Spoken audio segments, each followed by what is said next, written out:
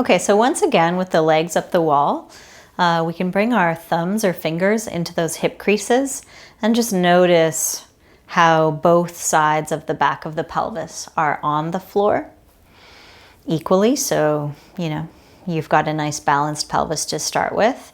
Sitting bones are moving towards the wall or the block. And then lift the right foot again. So you're bending a little deeper through this right hip joint.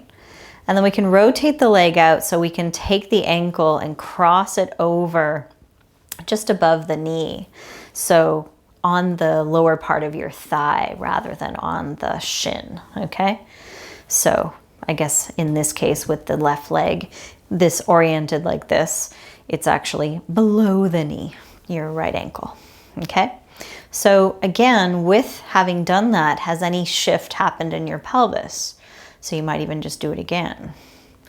Lift the leg towards you, cross the ankle, try not to shift any weight off of or all onto one side. Okay. So keeping that support even across the back of the pelvis, can we move through this right hip joint?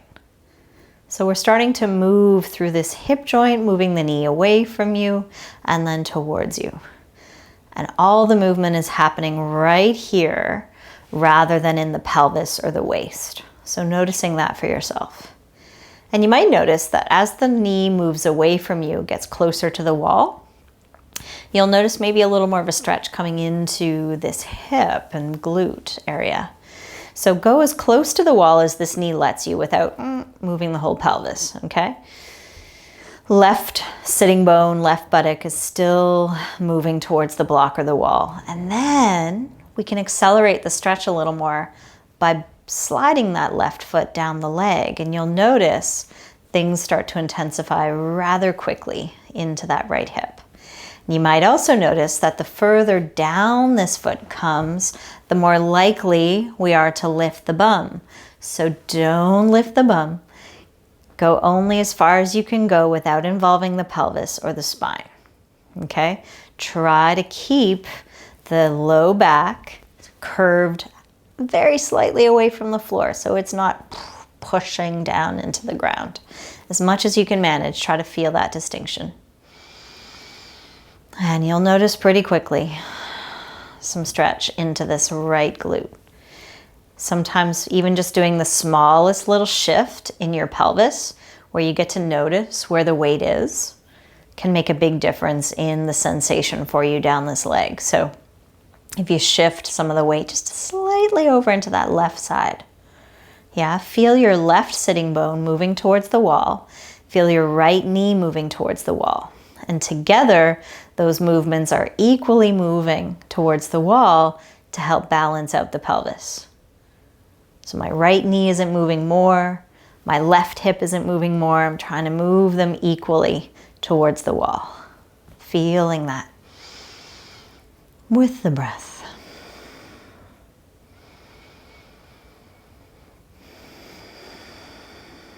All right, release the legs. Whew. Give them a little shake, maybe off the wall, a little shake in the air. Nice loose movement. Okay. So find and feel where your pelvis is resting in the center, where your sitting bones are moving towards the wall, where both sides of the sacrum settle into the floor. With that, lift the left leg off the wall, whatever amount your leg lifts. Okay, then rotating the leg out to slide this ankle. If you can, ideally, it's just above the knee, meaning the bottom part of your thigh. If your foot can't comfortably get there, you can always just keep it above the knee, meaning below the knee on the upper part of the shin. Okay, and in this case, you'll just be here with your leg stretched straight up the wall still. And you can explore still the movement into that left hip. So whether your foot is below or above the knee, it all depends on what's happening in this hip joint. And in your knee, of course, a little too. Okay. So just noticing What movement do you have in this side? How far can your knee get? How close can your knee get to the wall before your whole pelvis moves? So if your whole pelvis has moved, it means you've gone beyond the limits of your hip. So in order to find more of that movement, the whole body gets involved, which is all good. It's just we're really trying to focus for now, trying to get a sense of how much motion, how much movement, how much outward rotation we have in this left hip. And I have less on this side than my right. So you might feel like, oh, but I had more on the other side. This one should be able to move just as much. It's likely not the case. So just be honest with yourself. Okay, so as the knee moves away towards the wall, still resting into both sitting bones, okay? Tailbone heavy towards the floor, away from the head. If you're wanting to go any further, you slide that foot down the leg, only to the point before that wants to move up, okay? So right now my bum is lifted. My back is rounded, so right now my lumbar spine is flexed, and we're trying to maintain the length and the natural curve of the lumbar while we're finding the focus into the hips. So that's why doing these movements on the back is really wonderful feedback for the spine.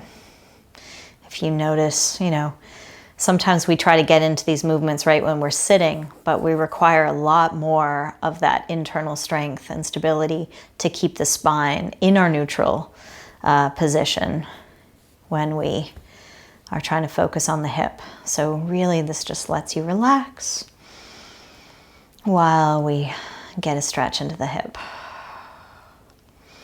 And again, feel free to find those little shifts, side to side, left to right, just in the weight on the back of the pelvis, And you'll notice that as you shift maybe the slightest bit more to the right and keep the knee moving towards the wall, right sitting bone moving towards the wall, what do you feel in that left side?